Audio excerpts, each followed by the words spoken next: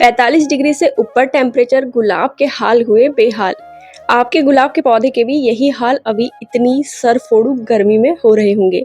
तो आज आपको मैं बताने वाली हूँ कुछ सिंपल टिप्स एंड ट्रिक जिससे आप गुलाब को आसानी से पूरी सर फोड़ू गर्मी से बचा सकते हैं। नमस्ते आप सभी को, कैसे हैं आप सब? आई होप आप सब ठीक होंगे और आपके प्लांट्स भी हेल्दी होंगे।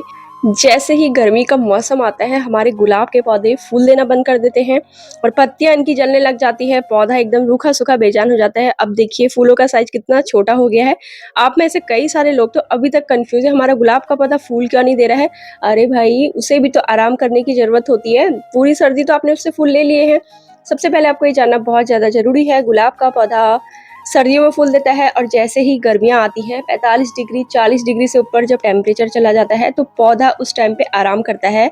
यानी अब गुलाब का पौधा डोरमेंसी पीरियड में चला गया है। अब उसे सोने दीजिए, उसे बिल्कुल भी डिस्टर्ब मत कीजिए। अगर आप मुझसे लंबे टाइम से जुड़े हैं, मैं आपको विंटर के टाइम पे हमेशा दिखाती हूँ मेरे गुलाब में कितने ज़्यादा फूल आते हैं और मैं कहाँ पे इन्हें रखती हूँ। तो अब आ गया है गर्मियों का टाइम। मैं अपने गुलाब के पौधे को ऐसी जगह पे रखती हूँ जहाँ पे सिर्फ आधे दिन की धूप आती है और बाकी टाइम इन्हें छाँव मिलती है। तो इससे पौधा हमारा बचा रहता है कड़कड़ाती धूप से।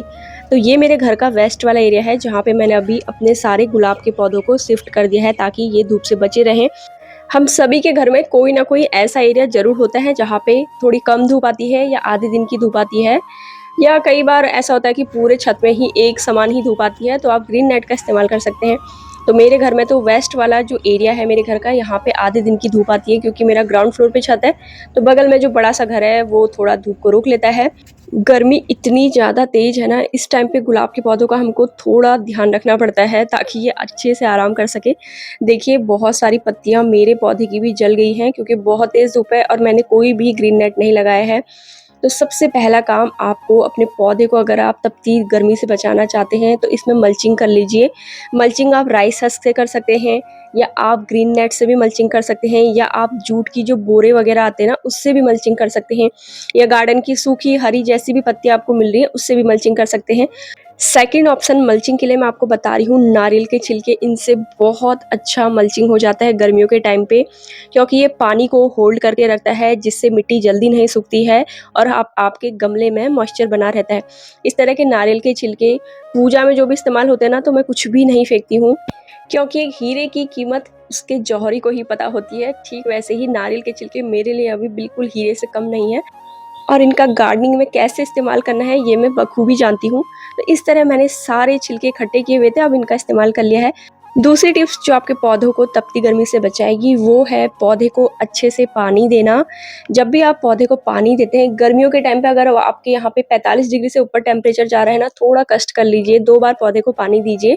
एक बार पौधे को पानी सुबह मॉर्निंग में दे दीजिए क्योंकि मैं तो सुबह उठती हूँ, तो एक बार सुबह दे देती हूँ।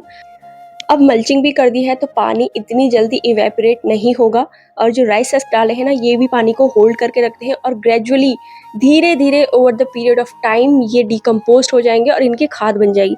पौधे को कोई नुकसान भी नहीं होगा। अगर आपने पौधा नॉर्मल मिट्टी में नहीं लगा के सिंडर या कोकोपीट में लगाया है तब आप राइस हस्क से मल्चिंग बिल्कुल मत करना। फिर आप ग्रीन नेट से या आप जूट की जो बोरी होती है उनसे आप मल्चिंग कर सकते हैं। और एक टाइम पे इस तरह से पौधे को सावर जरूर कीजिए। गुलाब के पौधे को बारिश बहुत ज़्यादा पसंद होती है, इसीलिए मैं हमेशा शाम के टाइम पे इन्हें इस तरह आर्टिफिशियल बारिश कर देती हूँ इनके ऊपर। और शाम के टाइम पे भी एक बार मैं गुलाब के पौधे को पानी जरूर देती हूँ क्योंकि रात भर कोई धूप वगैरह होती नहीं है तो पौधा धीरे धीरे अपनी मर्जी से पानी लेता रहता है। जल्दी से सूरज की रोशनी इसका पानी नहीं छीनती है, तो रात के टाइम पे भी पानी डाल दीजिए पौधे में। और मेरे पौधे में ना अभी भी बहुत सारी कलियां बन रही थी तो मैंने सारी हटा दी है ताकि पौधा आराम कर ले, इसकी बेवजह एनर्जी इधर से उधर ना लगाए। तो ये सारी टिप्स को जरूर फॉलो कीजिए। और कोई भी खाद वगैरह मैं अभी कुछ भी पौधे में नहीं डालती हूँ।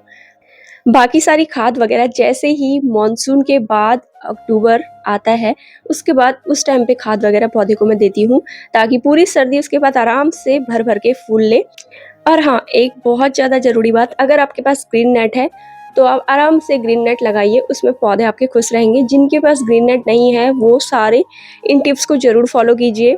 और अगर मेरे चैनल पे नए हैं, पेज पे नए हैं, तो पेज को भी फॉलो कीजिए, चैनल भी सब्सक्राइब कर लीजिए।